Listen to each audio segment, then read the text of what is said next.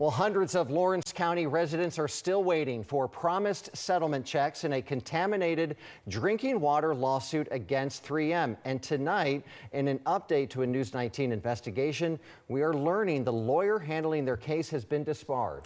The Alabama Bar Association disbarred Anniston attorney Taylor Stewart in March after News 19 had reported multiple instances where settlement payments were not made, leading residents to file formal complaints with the Bar Association. News 19's chief investigative reporter Brian Lawson has been covering this story for more than 3 years. Brian, what is the update? Well, it's rare when an Alabama attorney is disbarred. There are nearly 12,000 lawyers in the state.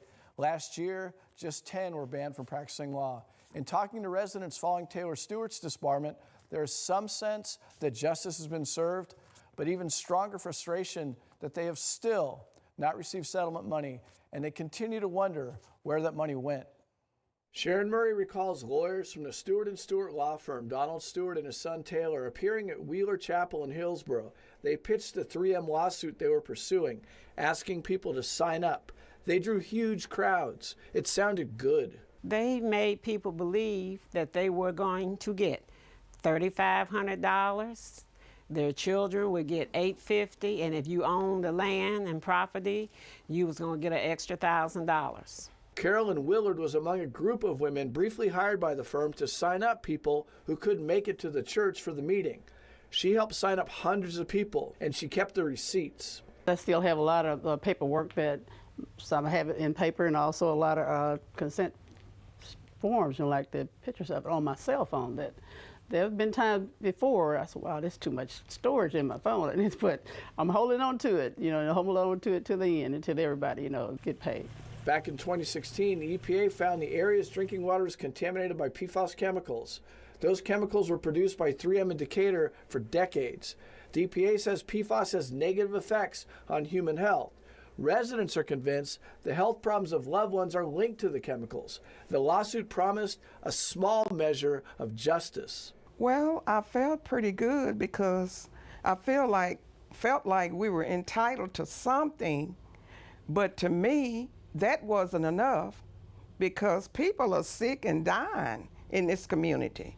So really $3,500 wasn't a lot of money for what we've gone through. But at least it was something. For many people, that's not how it turned out. I'm tired of all the crookedness, the unfairness. I actually thought this law firm, and I trust it, But when you do so much and you go through so much, then you start saying, you know what, something's wrong here. Sharon Murray was also tired of what she'd seen. She helped coordinate nearly 300 complaints against the firm to the Alabama Bar Association. It's still hurtful because there's still people that come up to me and say, Sharon, what happened? Why haven't we got our money? Just like with my cousin, Eric Tyrone Billings, that they used his name without even asking him, and he didn't get paid. That really says something. The Alabama Bar eventually took up the matter, telling News 19, we received a number of complaints against Mr. Stewart that contain allegations consistent with your reporting. As in any ethics matter, when we get allegations of misconduct, we ask the accused attorney to respond and provide his or her side of the story. Mr. Stewart initially told us that he had filed a response to the allegations with our office. When we did not receive them, we asked him to submit the responses to the allegations again. We never received a response from him concerning the allegations against him. The Bar Association then told News 19 Taylor Stewart later posed as his father in communicating with the bar, telling them that Taylor had done nothing wrong. The bar figured that out and told him the only way to resolve the ethics complaints against him was to be barred from practicing law. News 19 reached out to the Stewart law firm again, maybe our 20th call over the years. Hi, this is Brian Lawson from News 19. I'm hoping to reach Donald Stewart or Taylor Stewart related to an ongoing water lawsuit that we've been covering for some time. My number is 256. No response. Court records show at least 7 lawsuits were filed against Taylor Stewart in Lawrence County Small Claims Court. He never offered a defense. Martha Hughes sued for $10,000, the amount she expected from the lawsuit settlement. She won in court, but she's still waiting to get paid. Now there's a disbarment. I don't know. I feel sorry for the guy, but he should have done his job and done it like he was supposed to, instead of maybe trying to finagle. I think it's good because you shouldn't be doing stuff and going around telling people that you're going to help fight for them. And in the end, you're only fighting for yourself, not the people. It's been going on for years, but residents say this fight isn't over.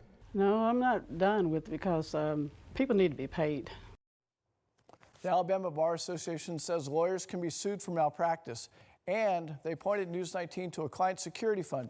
It's set up so clients can pursue payments for a lawyer's dishonest conduct. The fund can pay a person up to $100,000 and up to $270,000 in one overall case. We've got the application and details on our website, WHNT.com.